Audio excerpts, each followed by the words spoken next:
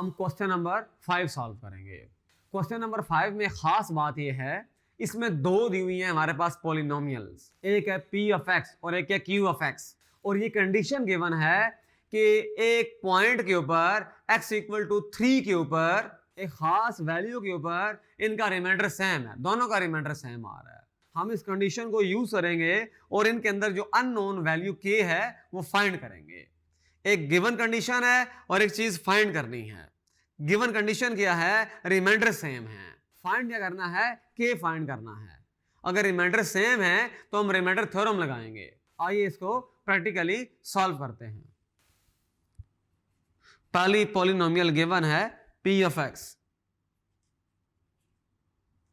kx cube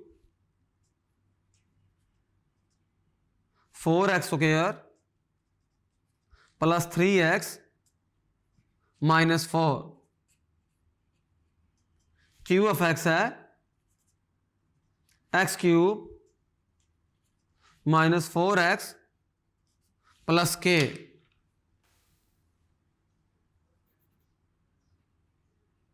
given condition ये है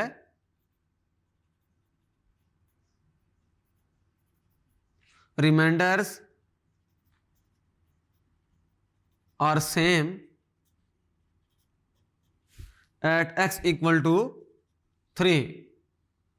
इसका मतलब ये हुआ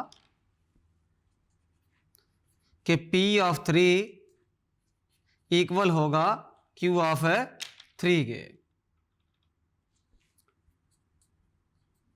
फाइंड क्या करना है? k की वैल्यू फाइंड करनी है। Since p of 3 is equal to q of 3, तो हम रिमाइंडर थ्योरम लगा के यहां आप देखेंगे कि p ऑफ 3 क्या आ रहा है, k 3 cube plus 4 3 square plus 3 into 3 minus 4, ये इक्वल हो जाएगा 3 क्यूब माइनस 4 इंटू 3 और प्लस k। सिंप्लीफाई करेंगे जब तो 27 के 36 9 माइनस 4 27 माइनस 12 प्लस k।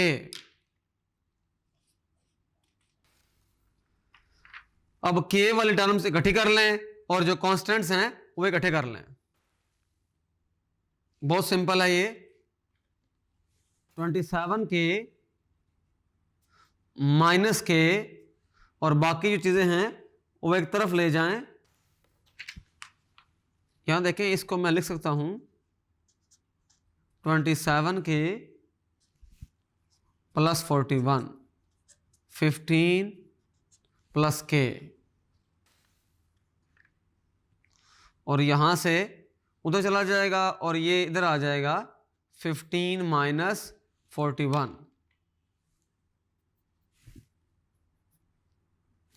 26 के इक्वल टू माइनस 26 आ जाएगा और k आ जाएगा माइनस 26 ओवर 26। ये कैंसिल हो जाएगा तो k की जो वैल्यू है वो -1 आ गई।